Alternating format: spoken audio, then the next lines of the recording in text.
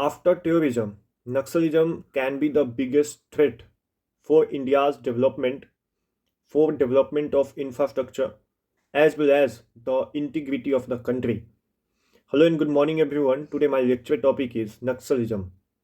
Friends, Naxalism basically this term comes after a Naxalbari village in West Bengal, and first time it was started as a rebellion against the landlord over land dispute in West Bengal. And firstly, this Naxalism was started by two people, Sanyal and Santhal, and after that it was spreaded across the eastern India, and further it become Naxalism in some other poor state of India, named Jharkhand, Odisha, as well as Andhra Pradesh. And also we consider that Naxalism have the ideology of Maoist, as well as it has support of many some China factor also comes in the northeast area.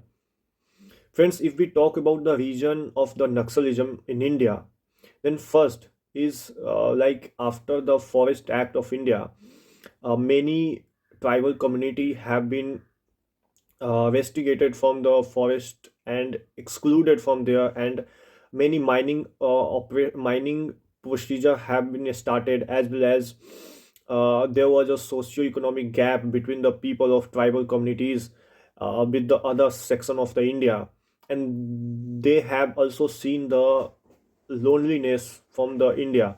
And after that, these kind of things that we have seen in Chhattisgarh, we can see many infrastructure projects have been crashed out from the Naxalites over the recent years, and also in northeast area, this happens much and much. If we talk about some government steps that they have taken against the Naxalism, then in 2010 they have deployed many forces against the Naxalism, and also they have somehow overcome the Naxalism in last 9 years.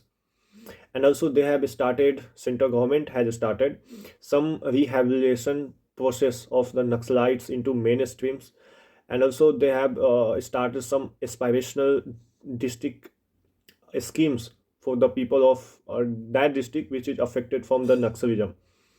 Friends, if I talk about the solution of the Naxalism, then first is like local police can better know the language, the area, the topography of that area than the other CRPF forces. So they can be trained as a special forces and they can fight against Naxalism better than others.